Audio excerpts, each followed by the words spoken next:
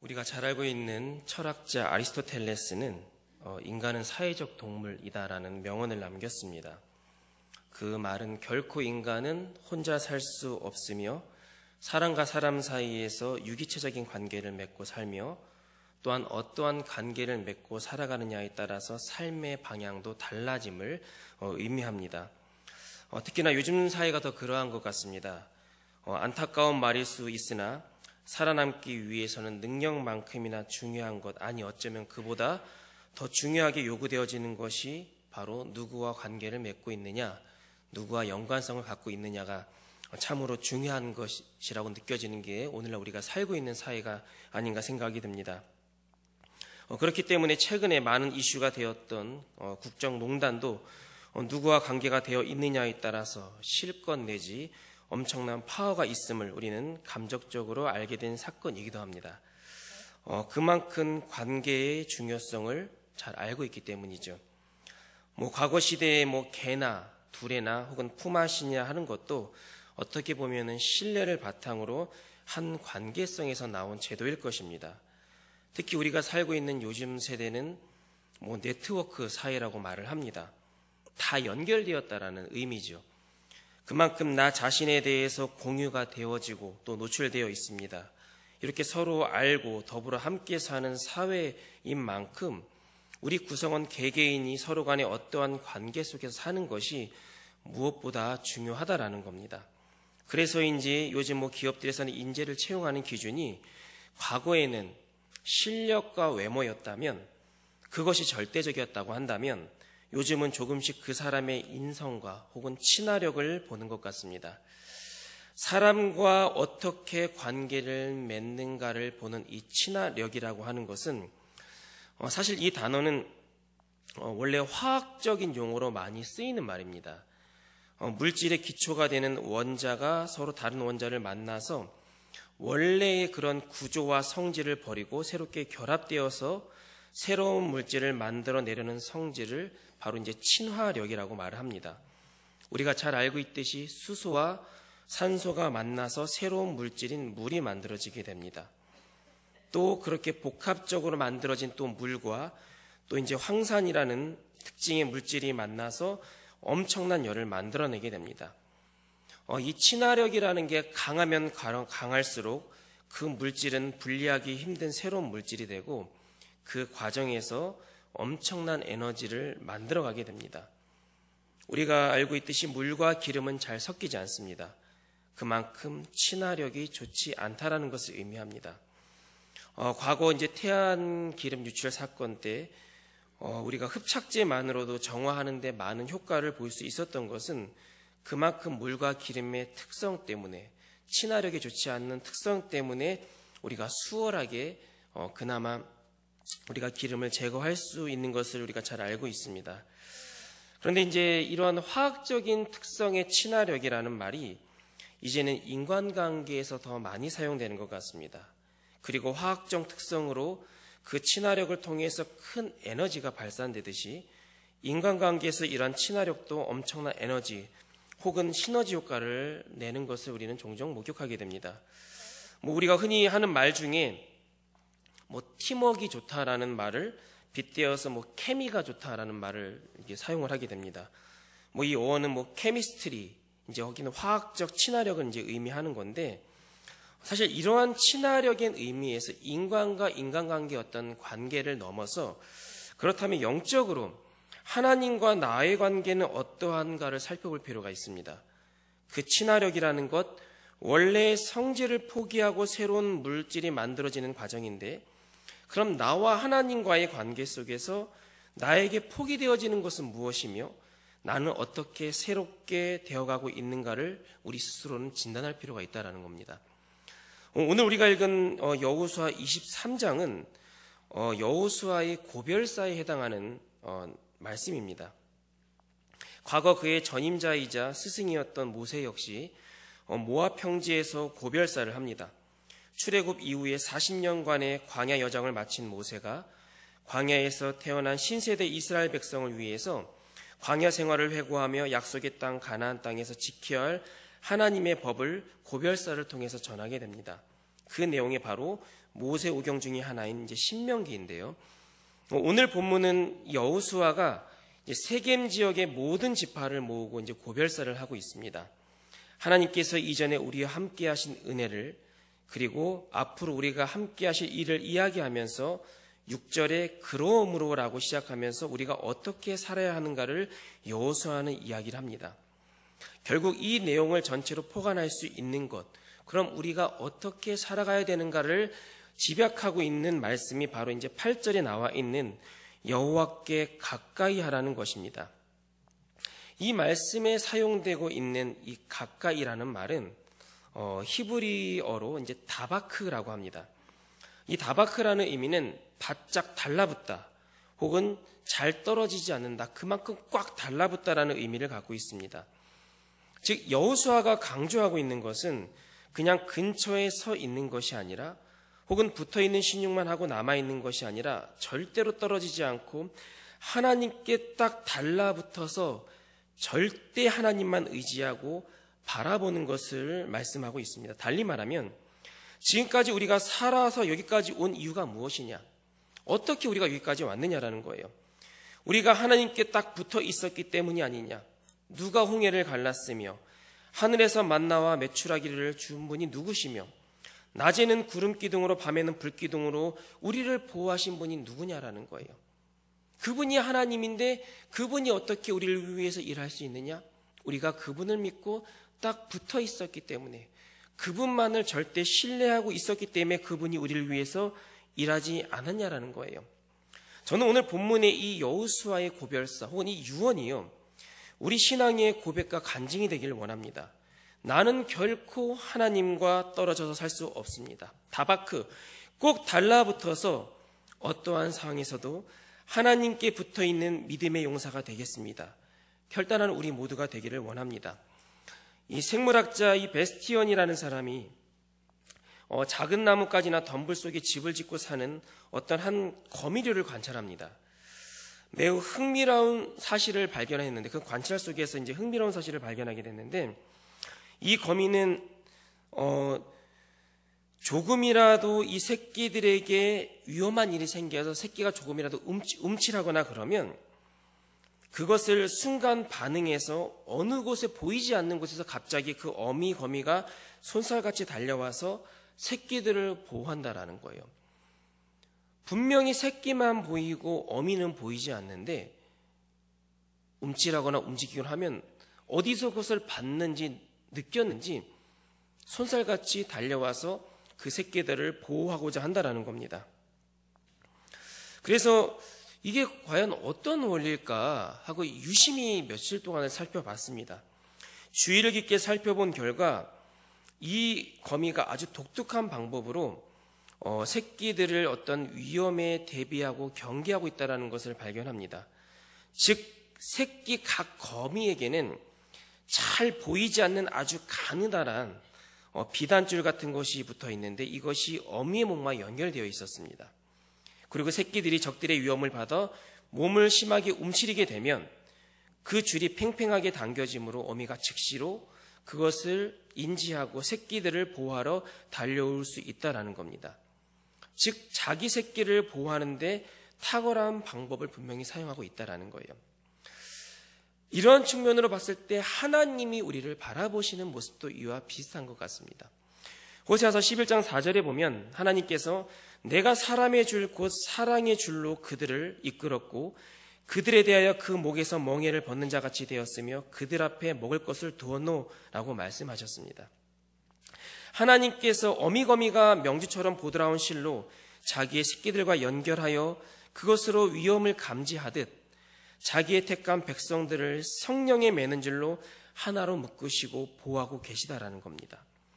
바로 하나님과 가까이 하는 자의 삶이 이 생명줄로 묶인 자가 되었다라는 것을 의미합니다.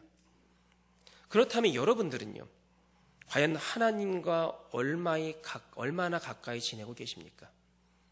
그분과 얼마나 착 달라붙어 있기를 얼마나 노력하며 얼마나 수고하며 때로는 그러기 위해서 얼마나 여러분들은 포기하셨습니까? 앞에서 말씀드린 친화력으로 따진다고 한다면 하나님과 여러분들의 친화력은 어느 정도입니까? 상식적으로 가장 친화력이 좋은 것은 아마도 같은 물질일 겁니다. 물과 물이 가장 잘 섞입니다.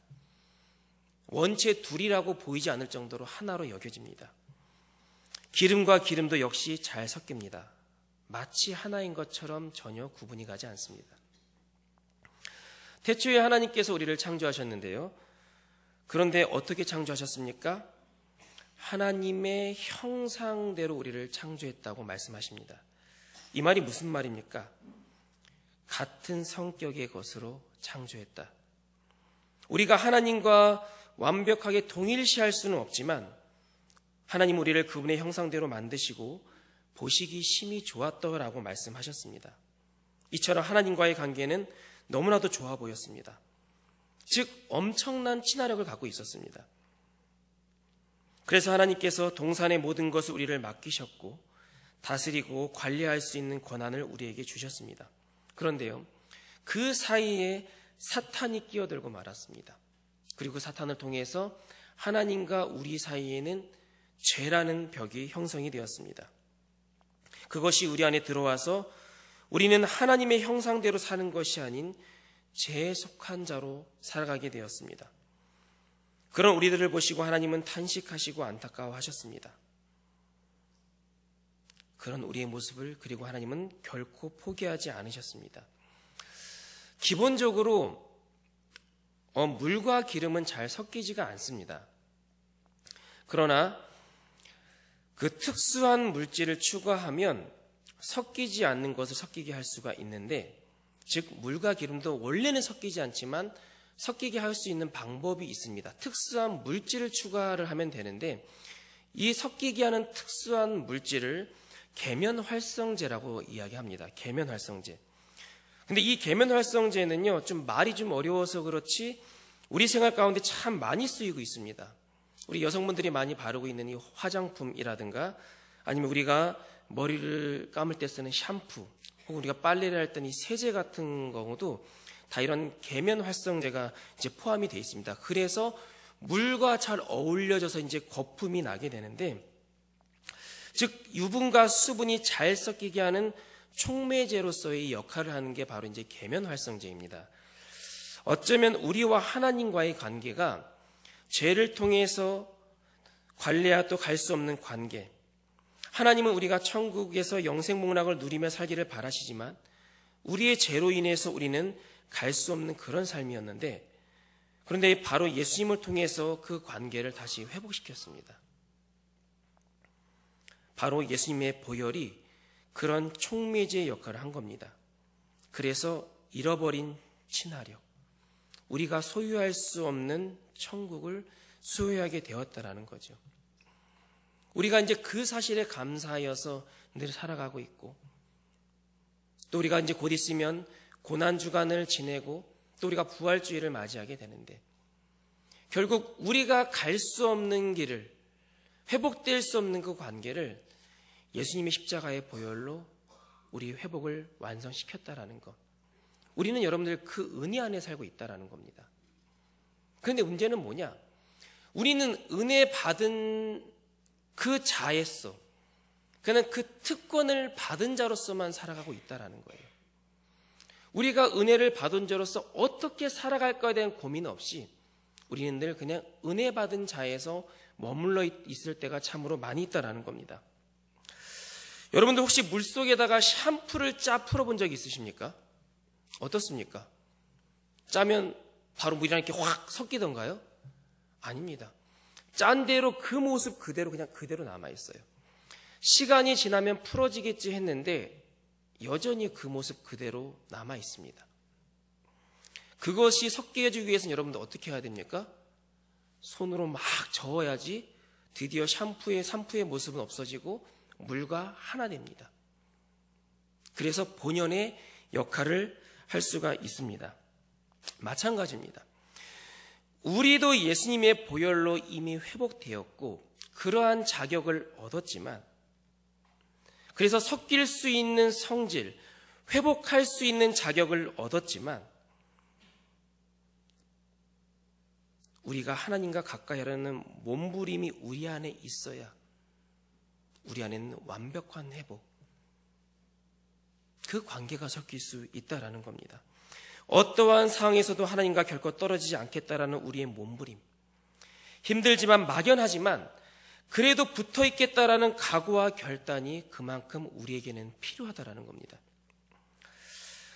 저는 이 포스트잇을 자주 활용합니다. 이제 제 책상에는 포스트잇이 여기저기 덕지덕지 붙어 있는데요. 메모한 것을 필요할 때마다 붙이고 또 거기에다 추가하려면 또 떼서 쓰고 또 붙이고 또 여기 이 자리가 마음에 안 들면 떼었다가 이쪽에다 붙이고 저 원하는 대로 마음대로 편하게 사용을 합니다. 그러나 이것이 단점이 뭐냐면요. 오래되면 또 자주 반복하다 보면 그 접착력이 사라져서 나중에는 붙지 않습니다. 그래서 붙여놨는데 나중에는 그것이 어디 갔는지 나중에 청소할 때 보니까 밑에 떨어져 있고 중요한 메모를 그렇게 발견할 때가 종종 있었습니다. 또 시중에 파는 물건 중에 하나 중에 이 순간 접착제라는 것이 있습니다. 주로 이제 우리가 흔히 초강력 본드, 5초 본드라고든지 이야기를 하는데 5초 안에 딱 붙는다 그래서 이제 5초 본드라고든지 얘기를 하는데요. 주로 이제 물건이 부러지거나 할 때 그것을 붙일 때 많이 활용을 합니다. 그래서 한 번 붙으면 웬만하면 떨어지지가 않습니다.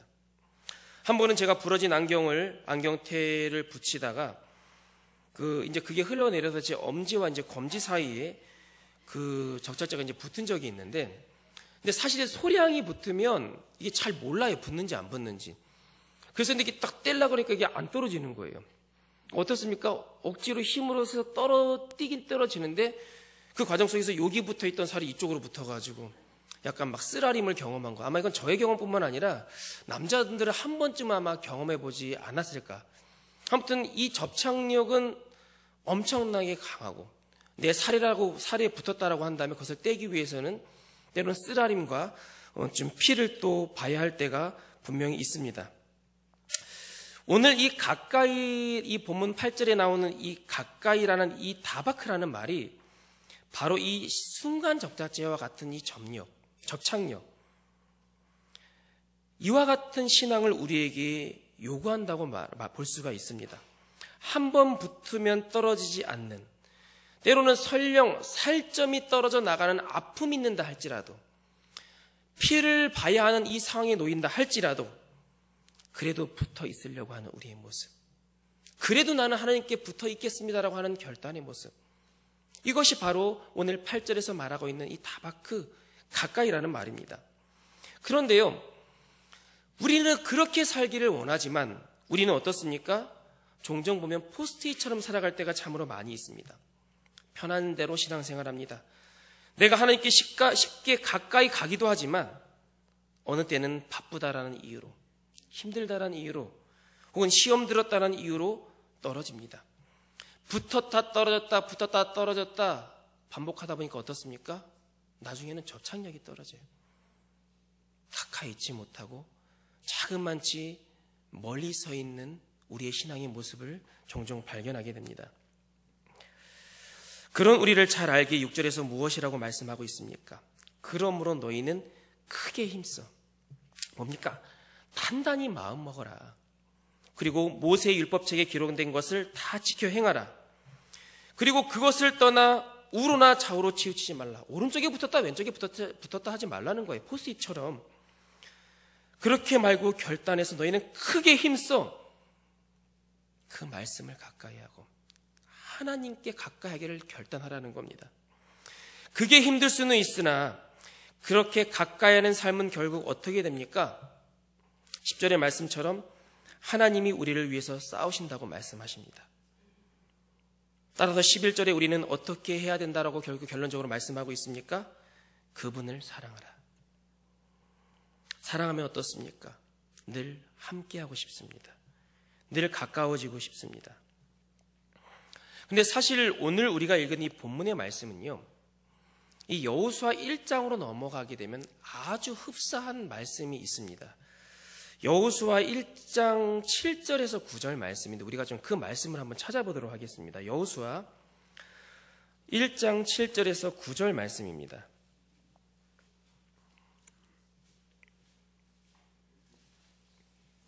네, 7절, 8절, 9절인데 제가 7절, 여러분들이 8절, 우리 9절은 함께 읽도록 하겠습니다. 오직 강하고 극히 담대하여 나의 종 모세가 내게 명령한 그 율법을 다 지켜 행하고 우로나 좌로나 치우치지 말라. 그리하면 어디로 가든지 형통하리니.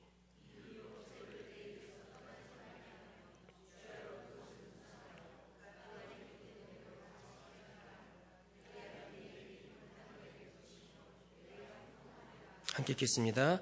내가 내게 명령한 것이 아니냐. 강하고 담대하라. 두려워하지 말며 놀라지 말라. 내가 어디로 가든지 내 하나님 여호와가 너와 함께 하느니라 하시니라. 아멘.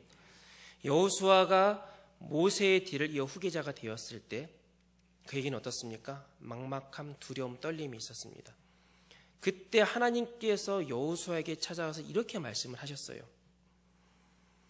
이제는 여호수아는 그렇게 하였고 그 과정 속에서 그런 하나님의 은혜를 경험했기에 이제는 그의 고별살 때 죽기 직전에 유언에게 똑같이 하나님께 받은 말씀을 그들 백성들에게 이야기한 겁니다. 차이가 있었습니다. 1장에 나와 있는 이 대목은요, 하나님께서 앞으로 그렇게 할 거니까 네가 이렇게 하라는 말이에요. 그런데 오늘 본문에 있는 말씀은 뭡니까? 그런 하나님이 나에게 이렇게 경험하게 하셨다. 자기 경험담입니다. 그래서 과감하게 그들에게 선포할 수 있었다라는 거예요. 바로 오늘 우리가 결단해야 될 말씀이기도 합니다. 여러분들, 하나님께 가까이 붙어 있으시길 바랍니다. 어떻습니까? 어디로 가든지 내가 너와 함께 한다라고 말씀합니다. 오늘 말씀을 빗대하면 내가 너희를 위해서 싸운다라고 말씀합니다. 왜 우리는 상황에 따라 우리의 믿음이 흔들립니까? 오늘은 붙어 있다가도 왜 떨어져 있습니까? 우리가 신앙생활하면서 우리가 고난이라는 것은 피할 수 없습니다. 그런데 신앙생활하면서 우리가 기대하는 바가 뭡니까? 늘 길이 열리기만 바라봐요. 우리는 고난을 멀리하려고 합니다. 때로는 우리가 믿음 생활하면서 하나님께 붙어있는 과정 속에서 살이 찢기는 아픔이 있지만 그럼에도 불구하고 하나님께서 우리에게 원하시는 건 뭡니까? 그럼에도 불구하고 붙어 있으라는 겁니다. 오늘의 시험이, 내일의 고난이 우리에겐 버겁고 힘들 수 있지만 그래도 묵묵히 굳건히 붙어 있을 때 결국은 우리를 위해서 하나님이 싸우신다라는 것. 그건 우리 앞날은 어떻게 됩니까? 내가 어디로 가든지 무슨 일을 하든지 형통케 하리라. 그것을 경험했기에 여호수아는 끝까지 하나님 붙잡고 사랑하라고 그들에게 백성에게 권면하는 겁니다. 말씀을 정리하겠습니다. 우리가 살아가면서 여러분들 여전히 은혜를 경험하고 그 은혜 안에 살아가고 있지만 우리의 이러한 믿음은 또 어떠한 상황에서 어떻게 흔들릴지 모릅니다. 오늘 결단한 그 믿음, 세상이 흔들린다 할지라도 여러분들 그 믿음을 굳건히 붙잡으시길 바랍니다. 그 과정 속에서 나를 위해 일하시고 1000명이 내게 다가온다 할지라도 대적해 하시는 그 힘을 부여받아서 이 세상 가운데는 늘 승리할 수 있는 우리 모두가 되기를 간절히 소원합니다.